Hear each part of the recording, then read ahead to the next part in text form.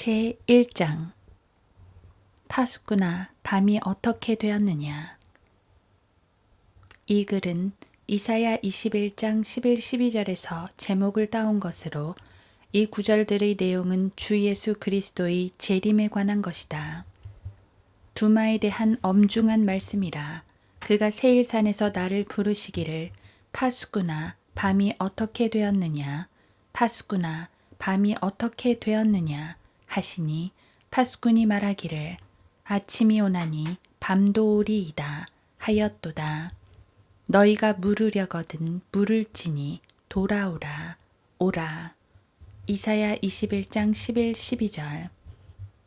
신약 성경에서 이 구절의 평행 구절을 찾는다면 마가복음 13장 32에서 37절이 될 것이다. 주님께서는 깨어 있으라는 명령으로 그 본문을 마무리하셨다. 그날과 시간에 관해서는 아무도 모르나니 정녕 하늘에 있는 천사들도 모르고 아들도 모르며 오직 아버지만 아시느니라.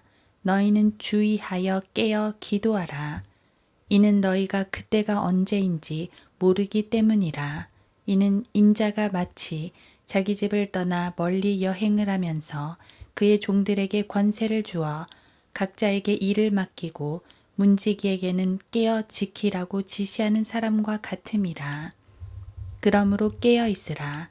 그 집 주인이 언제 올는지 저녁일는지 밤중일는지 닭이 울 때일는지 아니면 아침일는지 너희가 모르기 때문이라. 그가 갑자기 와서 너희가 잠든 것을 보지 않도록 하라. 내가 너희에게 말하는 것은 모든 사람에게 말하는 것이니 깨어 있으라. 마가복음 13장 32에서 37절.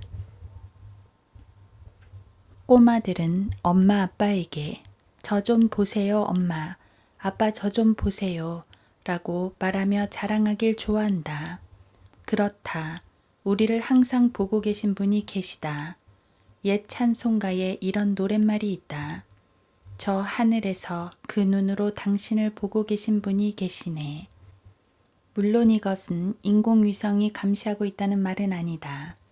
성경은 주의 눈은 어느 곳에서나 악한 자와 선한 자를 살피시느니라고 말씀하신다. 잠언 15장 3절. 선지자 스가랴는 온 땅을 두루 다니는 주의 눈들에 관해서 말했다. 스가랴 4장 10절. 주님께서 하신 깨어 있으라는 말씀은 성경의 위대한 표현 중 하나이다. 성경은 그리스도인들에게 자신의 시간을 사용함에 있어서 깨어 있으라고 말씀하신다. 시간을 사서 얻으라. 이는 그 날들이 악하기 때문이니라. 에베소서 5장 16절. 또한 목사는 자신의 회중을 돌봄에 있어서 깨어 있어야 한다. 내가 너희 가운데 있는 장로들에게 권하노니 너희 가운데 있는 하나님의 양무리를 치고 돌보되 마지못하여 하지 말고 자원함으로 하며 더러운 이익을 위하여 하지 말고 준비된 마음으로 하며. 베드로전서 5장 1, 2절. 목사는 목자를 말하는데 누가복음은 목자들이 있었는데 들에서 묵으면서 밤에 양떼를 지키더라고 말씀한다. 누가복음 2장 8절. 성경에서 교회 시대는 네 경점들로 나누어진 밤에 비유된다. 마가복음 13장 35절. 그렇게 보면 이 누가복음의 말씀은 목사들이 해야 할 바를 참으로 적절하게 묘사하고 있다 하겠다. 즉, 교회 시대의 밤에 사나운 짐승들로부터 자신의 양떼를 지켜야 하는 것이다. 파수꾼아, 밤이 어떻게 되었느냐. 파수꾼아, 밤이 어떻게 되었느냐. 주 예수 그리스도의 다시 오심이 임박해 있는 이 교회 시대라는 밤 동안에 그리스도인은 영적으로 깨어 있어야 한다. 그러므로 우리는 다른 사람들과 같이 자지 말고 깨어 있어 정신을 차리자. 데살로니가전서 5장 6절. 즉, 구원받지 않은 사람들이 옆에 있지 않은지 늘 깨어서 두루 살펴보아야 한다. 너희가 아직도 넉 달이 있어야 추수할 때가 된다고 말하지 아니하느냐. 보라, 내가 너희에게 말하노니 눈을 들어 밭을 보라. 이는 곡식이 추수하도록 이미 하얗게 되었음이라. 요한복음 4장 35절. 곧 당신의 눈을 들어 주위를 둘러보고 혼들이 구원을 위해 목소리 높여 하나님께 기도하고 발걸음을 내딛어 복음을 전파하고 당신의 지갑을 열어 복음 전파 사역에 드려야 하는 것이다. 사도 바울은 에베소의 그리스도인들에게 다음과 같이 권고했다. 그러므로 깨어 있어 내가 3년 동안 밤낮으로 각 사람에게 쉬지 않고 눈물로 훈계하던 일을 기억하라. 사도행전 20장 31절. 또한 우리는 우리의 입과 입술을 사용하는 일에 깨어 있어야 한다. 오 주여, 내 입 앞에 파수꾼을 세우시고 내 입술의 문을 지키소서. 시편 141편 3절.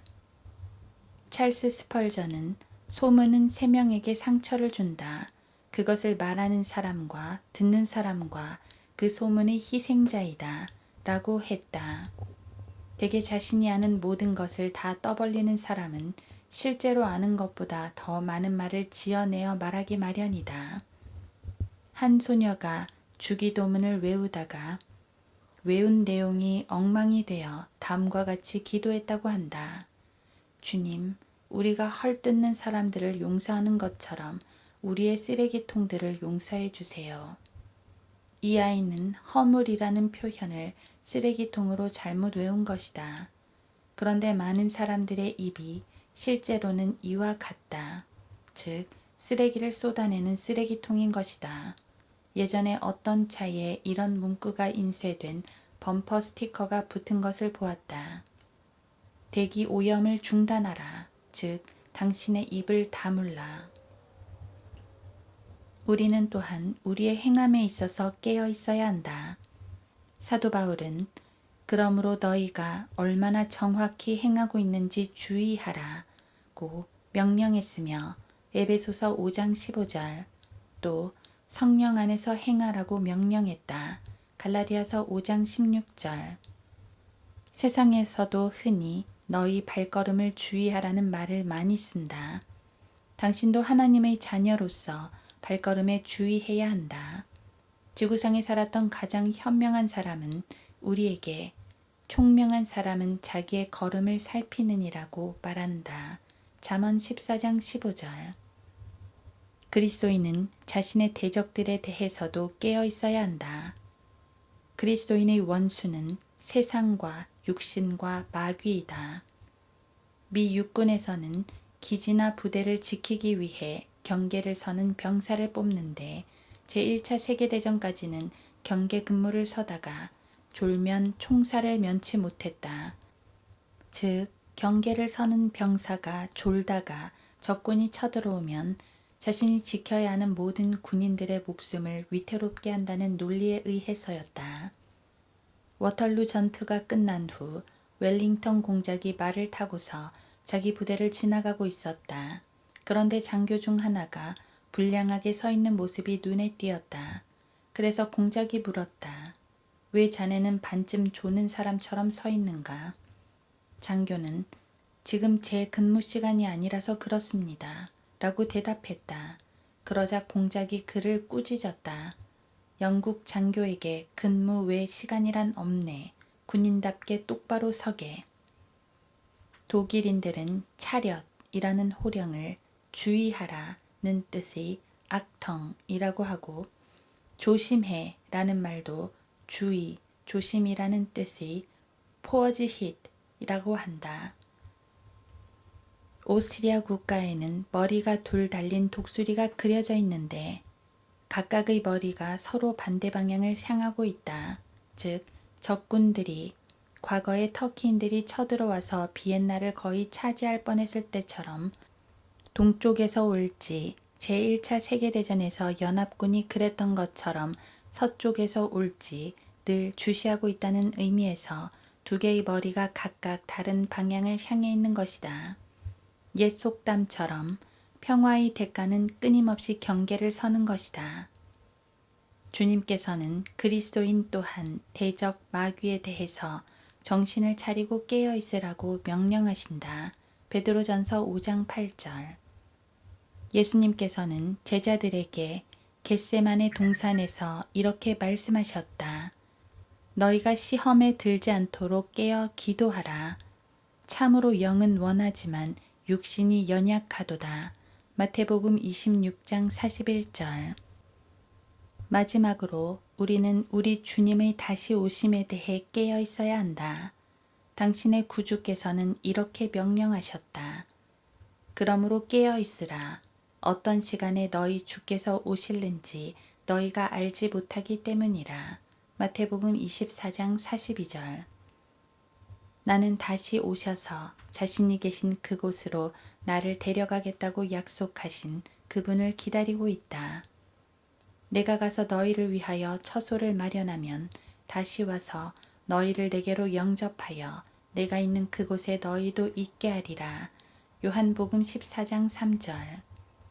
특히 2011년에서 2012년까지 최근 2년 동안 세상의 종말에 대해 많은 말들이 있었는데 나는 그 점에 대해서 토마스 에디슨과 똑같은 생각이다.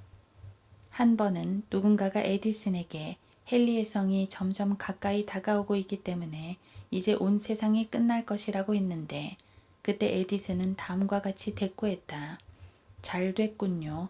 우리는 세상이 없다 해도 아무 문제가 없습니다. 나는 세상의 종말이나 적그리스도, 부활한 로마 제국, 아마겟돈 전쟁, 마지막 심판을 기다리는 것이 아니다. 다시 오실 주 예수 그리스도를 기다리고 있을 뿐이다. 세상의 뉴스미디어는 주 예수 그리스도의 재림과 요한복음 6장 40절, 11장 24절 등에서 말씀하시는 마지막 날을 혼동하고 있다. 그들은 로마 카톨릭과 회중교회, 루터교회, 장로교회 안에 있는 무천년주의자들에게서 주워들은 것을 앵무새처럼 반복하고 있는 것이다. 무지하기로 따지자면 마호메트를 따라올 사람이 없다. 마호메트 역시 대환란과 그 후에 있을 천년왕국에 대한 진리에 대해 완전히 무지하기 때문이다. 마호메트는 자신이 마지막 날, 마지막 심판 등에 대해 언급할 때 자기가 무슨 소리를 하고 있는지도 몰랐다. 그의 신 알라가 그를 속인 것이 틀림없다. 예수 그리스도께서는 마지막 심판이 있기 적어도 1000년 전에 돌아오실 것이다. 마호메트와 코란은 예언에 있어서 완전히 깡통인 것이다. 우리 성경대로 믿는 그리스도인들은 성경에서 500번 이상 말씀하신 주 예수 그리스도의 재림을 기다리고 있다. 이 재림의 진리는 우리가 가진 그리스도인의 믿음을 구성하는 모든 진리와 연결되어 있다. 우리의 구속은 주님의 재림이 없이는 완성된 것이 아니다. 주님께서 돌아오시지 않는다면 이스라엘과 맺으신 언약도 이행되지 않을 것이다. 주님께서 돌아오시지 않는다면 지구는 결코 그 썩어짐의 속박에서 벗어나지 못할 것이다. 화평의 통치자께서 이사야 9장 6절 능력과 영광 가운데 돌아오시기까지 진정한 지구의 평화는 존재할 수 없는 것이다. 여기에 시 한 편을 싣고서 이 글을 마칠까 한다.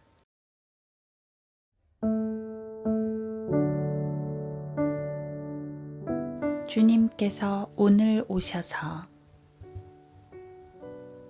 주님께서 어떤 부분도 함께 하시지 않는 장래의 계획만으로 내 손이 가득한 것을 보신다면 주님은 뭐라고 말씀하실까? 주님께서 오늘 오셔서 내 사랑이 얼음처럼 차갑고 내 믿음이 너무도 약하고 희미한 것을 보신다면 주님은 뭐라고 말씀하실까? 주님께서 오늘 오셔서 내가 단 한 명의 혼에게도 내게 모든 축복을 주신 하늘에 계신 나의 친구에 대해 말하지 않은 것을 보신다면 주님은 뭐라고 말씀하실까? 주님께서 오늘 오셔서 주님께서 모든 사람을 위해서 죽으셨으나 나를 통해서는 아무도 그분의 초청을 듣지 못한 것을 아신다면 난 기쁠까? 정말 기쁠까? 주님은 뭐라고 말씀하실까? 주님께서 오늘 오신다면 주님을 고대하며 깨어있는 당신을 주님은 보실 수 있는가? 그 주인이 돌아와서 깨어있는 종들을 보리니 그 종들은 복이 있도다.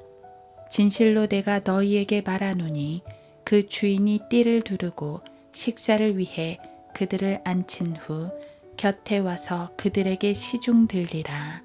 누가복음 12장 37절.